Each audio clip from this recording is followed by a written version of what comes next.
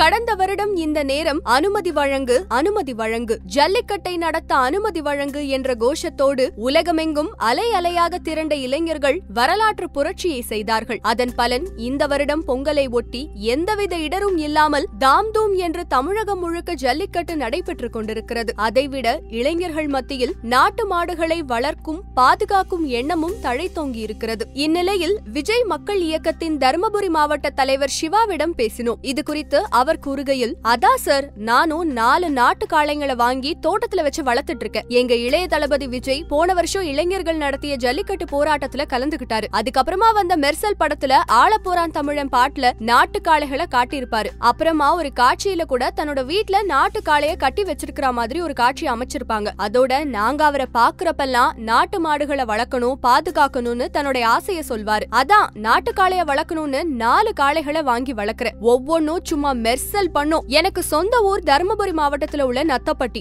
எனக்கு 25 ஏக்கர் நிலம் இருக்கு. விவசாயம் தான் எனக்கு பிரதான தொழில். விஜய் மக்கள் இயக்கத்துல மாவட்ட தலைவரா 23 வருஷமா இருக்கேன். எங்க தாத்தா காலத்துல எங்க தோட்டத்துல ஏகப்பட்ட நாட்டு மாடுகள் இருந்துச்சு. எங்க அப்பா காலத்துல அந்த எண்ணிக்கை குறைஞ்சு போச்சு. அதுவும் கலப்பின பசு காளைகள் அதிகமா இருந்தது. கடந்த 5 வருஷமா 4 கலப்பின பசுக்கள் மட்டும்தான் இருந்தது. போன வருஷம் இளைஞர்கள் நடத்திய ஜல்லிக்கட்டு போராட்டம், இளைய தளபதி நாட்டு மாடுகள் மேல காட்டின பரிவு, இது எல்லாத்தையும் பார்த்து எனக்கும் நாட்டு மாடுகளை வாங்கி வளர்க்கணும் அப்படிங்கிற ஆசை வந்தது. அதான் 90,000த்துல 2 காங்கேய நாட்டு காளைகளையும் ஈரோடு கோசாலாவுல கம்மி ரேட்ல விவசாயிகளுக்கு மாடு தர்றத பயன்படுத்தி 2 இதர நாட்டு காளைகளையும் வாங்கினேன். ஒவ்வொன்னுக்கும் இப்போ 4 வயசு. வேட்டைக்காரன், பகவதி, பைரவான்னு 3 காளைங்களுக்கும் விஜய் படங்களோட பேரை தான் வச்சிருக்கேன். இன்னொன்னு பேரு தளபதி. ஒவ்வொரு காளைக்கும் 4 வயசு. சும்மா கொழுத்த திமிலோட என் தோட்டத்தையே சுத்தி வருதுங்க. கூரிய வலுவான தங்களோட கொம்புகளால தரிசா கிடக்கிற வயல்களை குத்தி தோண்டிக்கிட்டு இருக்கு. தினமும் அந்த 4 மாடுகளையும் குளிப்பாட்டுறது, அதுக்கு வேளா வேலைக்கு சோளத்தட்டை, புண்ணாக்கு, தவிடு, வக்கோல், இந்த மாதிரி காளைங்களுக்கு பிடிச்ச உணவை தருதுன்னு